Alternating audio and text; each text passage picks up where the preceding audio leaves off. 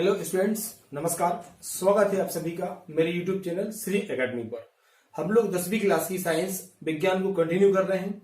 अभी तक हम लोग 2 चैप्टर यहाँ पे कंप्लीट कर चुके हैं। आज हम लोग 10th क्लास का जो तीसरा अध्याय है धातु और अधातु, उसको स्टार्ट करने जा रहे हैं। ठीक है ना। आप लोग जो पहले वाले वीडियोज हैं चैनल पे जाके देख सकते हैं, अच्छे से नोट्स बना सकते हैं आप लोग।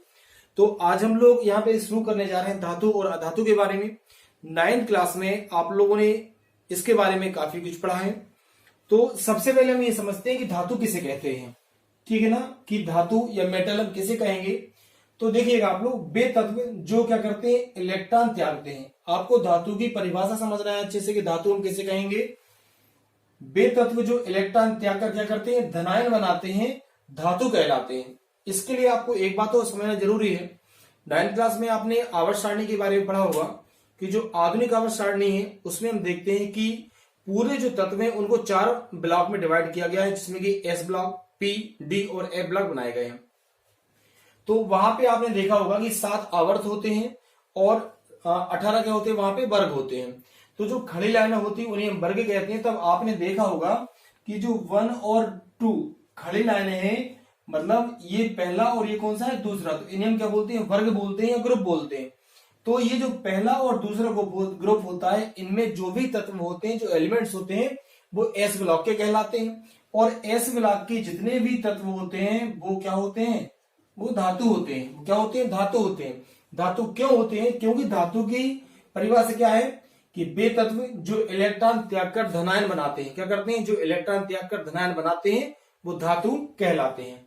तो धातु की परिभाषा आप लोग अच्छे से याद कर लीजिए।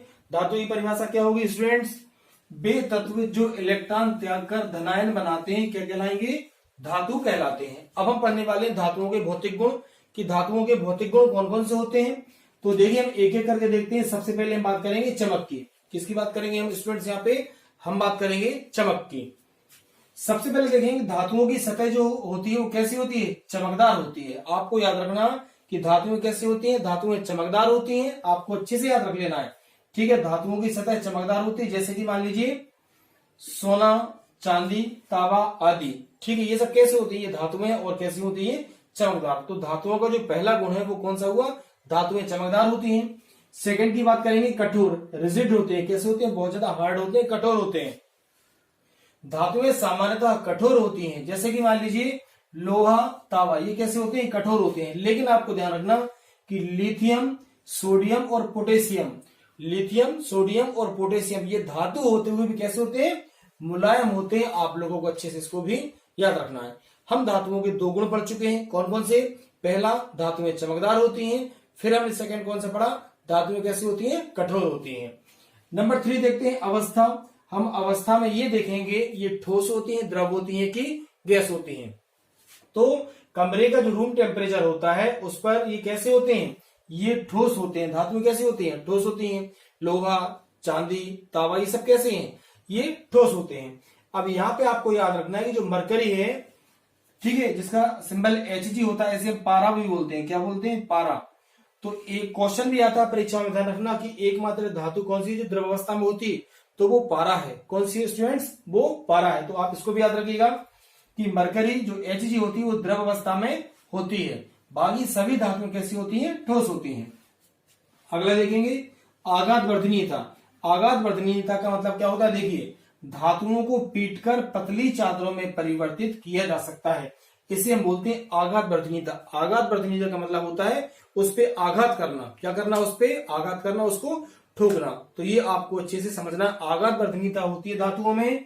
धातुओं को पीटकर क्या करते हैं, पतली चादरों में परिवर्तित कर सकते हैं। अगला हमारा जो गुण है वो है तन्यता। तन्यता मतलब क्या होता है, किसी चीज को तानना।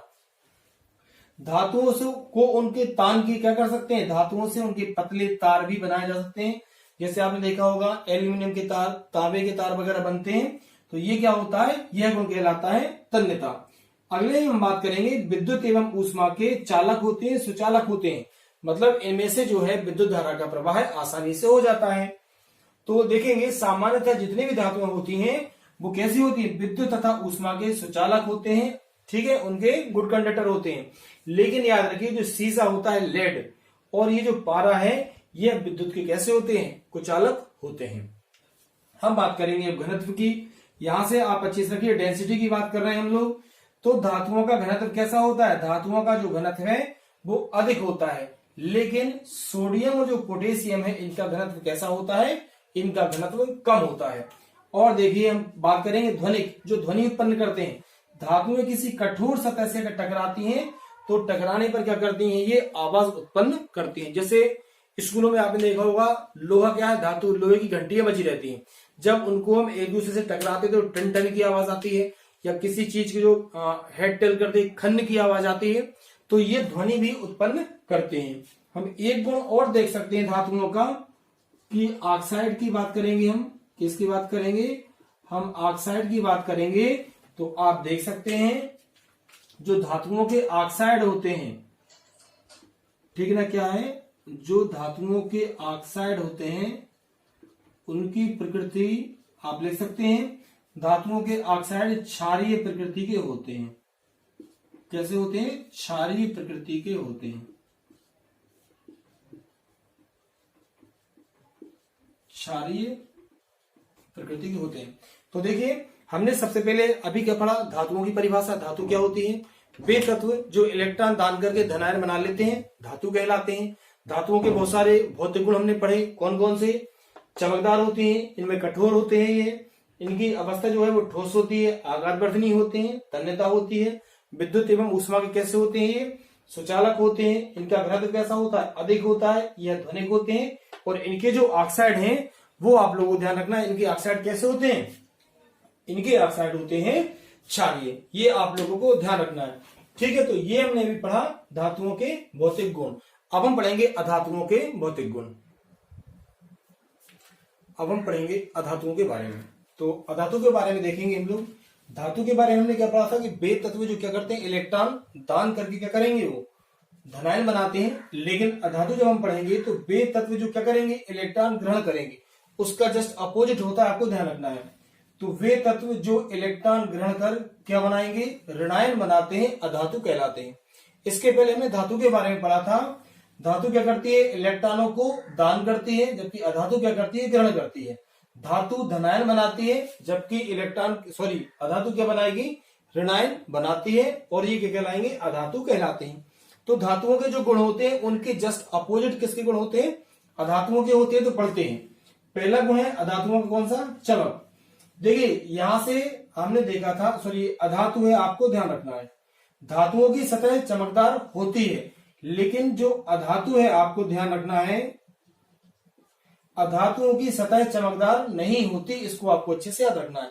धातुओं की सतह कैसी होती थी? चमकदार होती थी। लेकिन अधातुओं की जो सतह है वो चमकदार नहीं होती है। लेकिन आपको ध्यान रखना है कि आयोडीन जो है, आयोडीन क्या है? अधातु है, लेकिन इसकी सतह कैसी होती है? इसकी सतह चमकदार होती है। कठोरता की हम बात करेंगे तो धातुएं कठोर होती थी, लेकिन अधातुएं जो हैं आपको ध्यान, ये अधातुओं के भौतिक गुण है, ध्यान रखना। कठोरता की बात करेंगे तो अधातुएं कठोर नहीं होती हैं, आपको ध्यान रखना है। धातुएं कठोर होती हैं जबकि अधातुएं कठोर नहीं होती हैं। लेकिन आपको ध्यान रखना है कि हीरा जो है वो सबसे ज्यादा कठोर होता है, ठीक। अवस्था की बात करेंगे तो कमरे के ताप पर, देखिए धातुओं के बारे में हमने पढ़ा था कि धातुएं ठोस होती हैं, लेकिन जो अधातुएं हैं या तो ठोस होंगी या फिर कैसी होंगी? ये गैस अवस्था में पाई जाएंगी। लेकिन जो ब्रोमीन है, जिसका भी सिंबल Br होता है, आपको ध्यान रखना है, ये जो ब्रोमीन है ये द्रव अवस्था में रहती है। देखिए दो क्वेश्चन आपके एग्जाम में जरूर आते हैं, एक पारा से आता है और एक ब्रोमीन से आता है। धातुओं में एकमात्र धातु है पारा या मरकरी, जो द्रव अवस्था में पाई जाती है, और अधातुओं में एकमात्र अधातु कौन सी है? ब्रोमीन, जो कि द्रव अवस्था में पाई जाती है। तो पारा और ब्रोमीन से आप क्वेश्चन आते हैं, याद रखिएगा इनको। आघात वर्धनीयता की बात करेंगे तो देखिए आघात वर्धनीयता का सिंपल सा मतलब है आघात करना, उसको पीटना। हम धातुओं को आघात करके उनके पतले चादर बना सकते थे, लेकिन अधातुएं पढ़ रहे हैं हम लोग तो अधातुएं जो है वो आघात वर्धनीय नहीं होती हैं। अगर तन्यता की बात करेंगे तो अधातुओं को पतली तार के रूप में हम नहीं बना सकते, अधातुओं को हम पतले तार के रूप में नहीं खींच सकते। हम बात करेंगे विद्युत एवं ऊष्मा के चालक की। अगर इनके हम चालक की बात करें तो धातुओं को हमने देखा था कि धातुएं विद्युत और ऊष्मा की चालक होती थी, लेकिन जो अधातु होती हैं आपको ध्यान रखिएगा, अधातुएं कैसी हैं? कुचालक होती हैं। लेकिन यहां पर आप याद रखेंगे ग्रेफाइट के बारे में। किसके बारे में? ग्रेफाइट अधातु है, लेकिन यह कैसी होती है? यह चालक होती है। तो ग्रेफाइट आपको याद रखिए, ग्रेफाइट कैसी है? विद्युत एवं ऊष्मा की सुचालक होती है, और यह एक अपवाद है। तो अधातुएं विद्युत एवं ऊष्मा की कैसी होती हैं? कुचालक होती हैं। अगर हम घनत्व की बात करेंगे तो अधातुओं का घनत्व कैसा होता है? कम होता है। अगर ध्वनिक की बात करें, देखिए मैंने आपको बताया था धातुओं के बारे में कि धातुएं किसी कठोर सतह से टकराती हैं तो ध्वनि उत्पन्न करती हैं, लेकिन यह आवाज उत्पन्न या ध्वनि उत्पन्न नहीं करती। ऑक्साइड की बात करेंगे, इनके ऑक्साइड मतलब धातुओं के जो ऑक्साइड है, इनकी जो प्रकृति है वो अम्लीय होती है, जबकि धातुओं के जो ऑक्साइड होते थे उनकी प्रकृति कैसी होती थी? क्षारीय होती थी। आप वीडियो का स्क्रीनशॉट लेके इनको नोट कर लीजिए, और ये आपको पूरे अच्छे से समझ में आ रहे होंगे। आपके एग्जाम में एक क्वेश्चन आता है कि धातु एवं अधातुओं के भौतिक गुणों में अंतर लिखिए। तो यहां से आप ये पूरे अंतर लिख सकते हैं। किस तरीके से? एक टेबल बनाइए, पहले धातु फिर अधातु आप लिख सकते हैं। धातुएं चमकदार होती हैं, अधातुएं चमकदार नहीं होती। फिर कठोरता के बारे में लिखेंगे आप, धातु कठोर होते हैं जबकि अधातु कठोर नहीं हो सकते। अवस्था के बारे में बात करेंगे तो आप लिख सकते हैं कि धातु कैसे होते हैं? ठोस होते हैं, जबकि अधातु ठोस एवं गैस होते हैं। आघातवर्धनीयता आप लिख सकते हो, धातुएं कैसी होती है? आघातवर्धनीय होती है, अधातु आघातवर्धनीय नहीं होती। तन्यता में लिख सकते हैं आप, धातुओं से पतले तार बनाए जा सकते हैं जबकि अधातुओं से पतले तार नहीं बनाए जा सकते। यहाँ पे आप लिख सकते हैं कि धातुएं विद्युत एवं ऊष्मा की सुचालक होती हैं जबकि अधातुएं विद्युत एवं ऊष्मा की कुचालक होती हैं। घनत्व में लिख सकते हैं आप, धातुओं का घनत्व अधिक होता है जबकि अधातुओं का घनत्व कम होता है। ध्वनिक में लिख सकते हैं आप, धातुएं किसी कठोर सतह से टकराने पर ध्वनि उत्पन्न करती हैं जबकि अधातुएं किसी कठोर सतह से टकराने पर ध्वनि उत्पन्न नहीं करती। और लास्ट पॉइंट आप क्या लिख सकते हैं?